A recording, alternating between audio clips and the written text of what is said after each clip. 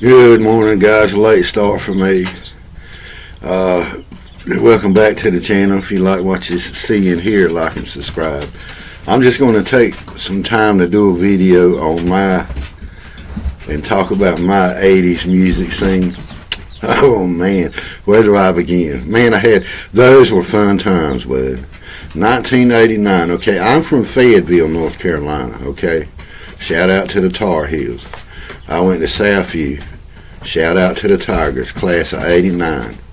So between 1988 and maybe 94, maybe around that, okay, in high school, me and my buddy, Scotty Sweat, got with Eric Bryan and Brian Timberlake. Brian Timberlake was bass, Eric was drums, Scotty was lead rhythm guitar, vocal, and I was lead rhythm guitar vocal. We started the band, we called it Jaded Heart, after the Jaded Heart song from Dawkins.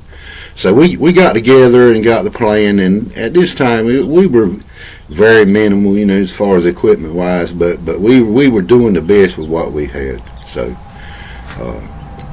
we would do a lot of shows, a lot of parties, on occasion when we got a chance, but nothing big at this time.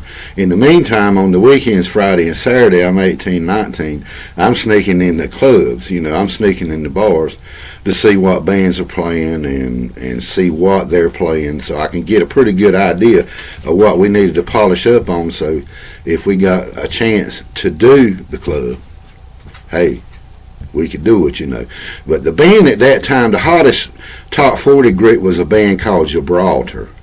Those guys were top notch, man. In my opinion, those guys were great. Had Roy Cathy on lead vocals.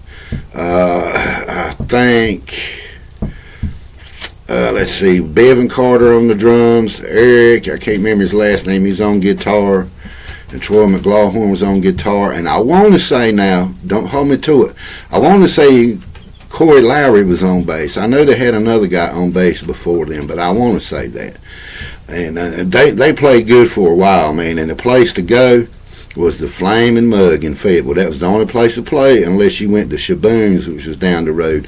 Those two places in Fayetteville, that was about the only places you could play that style of music, rock, metal, and Gibraltar had it. So you can go 2 hours down the road at Myrtle Beach and play at Mother Fletcher's. I went to see them on occasions when they traveled down to Myrtle Beach to play. And Roy left the band, moved to Atlanta, I think, because of a record deal with another band. So I go to school, at my high school, I happened to have Clint Lowry going to school with me for a little bit, and then he switched to Douglas Byrd. Clint Lowry and Corey Lowry now play in Seven Dust. Very successful. But getting back to the 80s, the guys from Gibraltar got with Clint and Corey Lowry and formed a group called Steel Rain. They played the same music, but hey, they were kick-ass, man. I enjoyed seeing them dudes, man, every time they played. So at this time, I got a job, I'm making some money, Poison comes to town. My first concert now, okay? This is my very first rock concert I ever attended. I think I'm 19, 20 at that time, give or take.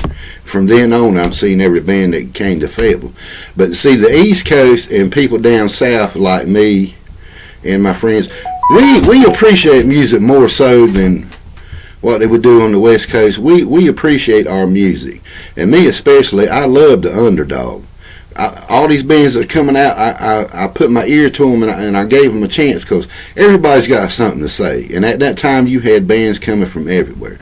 So we go to the concert to have Lita Ford, and this is where I'm talking about underdog. Okay, they had a band open for them: Michael Kelly Smith and Brittany Fox. The first lineup, they blew the roof off the building. I was like, me and my buddy Scotty Sweat, he was at the concert. And I think John Bobbitt, a good friend of mine, he's a retired trooper now, and I'm a retired deputy. We both got into law enforcement. I don't know what we were thinking. But anyway, when Brittany Fox hit the stage, oh my God. I never saw nothing like that before. Never. From an opening band. To me, they blew the other two acts off the stage. They had the music tight, man. They were hungry. They were wide open. They had the crowd going. Everybody was on their feet. And I was like, my God. They come out singing a song called Girls' School, and then Long Way to Love, and I mean, well, sir. The next day we had a record company called the Record Bar and Paradise Records. I went all the way to Paradise and bought that Brittany Fox album, and I wore it out. Unfreaking believable. That's the kind of rock that I like. They were glammed up, you know, because of the time, and they had the fancy suits on. And Michael Kelly Smith, man, very underrated guitar player. Both blew my mind. At that concert, I made up my mind right then. I said, you know, I want to do this. I want to do this. So I went out the next day.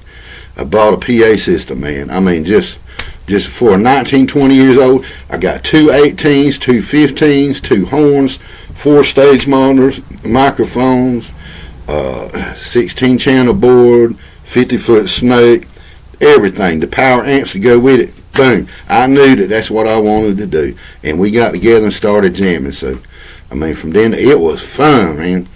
And some guys in the area asked me, hey, Bo, would you like to do some country? Just, you know, just try it out. And I was like, nah, I don't. You know, I've always been rock and roll, okay?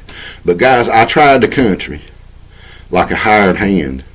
And I began to enjoy that because, hey, I was making a living, making money, playing music, no matter what kind of music it was. But my heart's always been in the rock and roll and the metal. And I traveled the road backing up country people. Had my own country band at one time just because of the demand for it around my area. There was more clubs that played country. But if you played the rock and metal, you had to go to Flaming Mud. But boy, I'm telling you, what a good time, man. I mean, it was East Coast, but that like I say, the only places you had to play were the Flaming Mud. You had to go to Myrtle Beach, to Mother Fletcher's, or on occasions you can play Shaboom's. But then, you know, you had to go up to Raleigh, Charlotte, and places like that. But all my buddies that moved to Charlotte, I got to get up to Charlotte and see them. Brian Timberlake and Eric Bryant, they're in Charlotte. I got to get up with them and go see them, man. I mean, we had us a ball. I more so went off on all different kind of directions. You know, you had some guys moving, one going to college and one joining the military. So, and that's the way it was. That's just life. You know, you get on with life, man. Music can be a double-edged sword. I found that out the hard way.